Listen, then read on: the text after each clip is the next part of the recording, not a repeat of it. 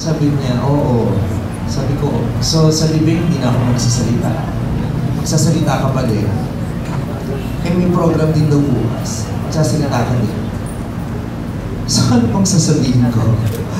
Sabi niya basta, tapos ngayon nag-text siya, make it right.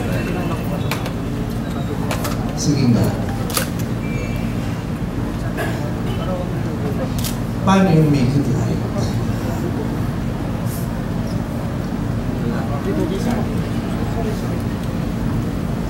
Hindi ko alam eh.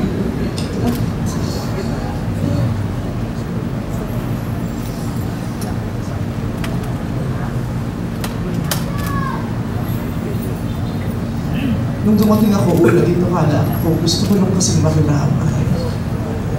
Pero lahat ng taong dumating, ako yung iyayakap. Sa akin umiiyak. At tinatanong kung kamusta ako. And then I realized,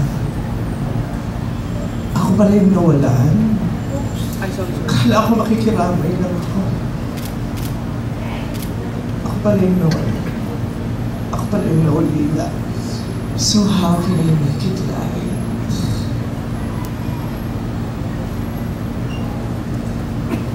Kanina nagbibisi-bisi na ako nasa kwarto lang. Hindi ako makatulog. Scroll lang ako ng scroll sa Instagram. Nakita ko yung mga promo ni Nico de Rosario sa bago din ang pelikula kay Jera.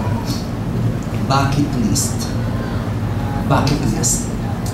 Sabi ko, ay, parang pwede sa akin itong bucket list. Bakit si Derek Wayne? Ba't siya? Eh, pwede namang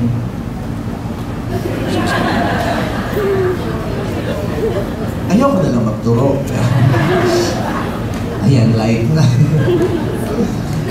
Then, bakit list? Bakit ka umalis? Ba't di ko nagsabi? Bakit ngayon? Bakit ang aga?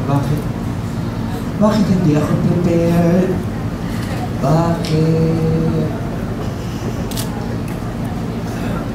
Bakit ikaw ako?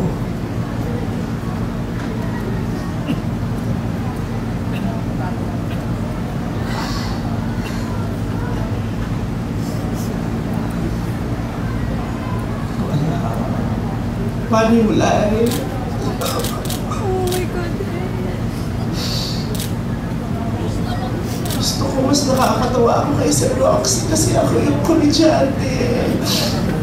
Gusto ko ako yung may nakakatawang sasabihin ngayon kasi uncommon comedy star ako pero hindi ko alam kung paano yung gagawin. Paano ba yung natututunan? Paano yung mabilis lang ba yung nalalaman? Hindi ko alam.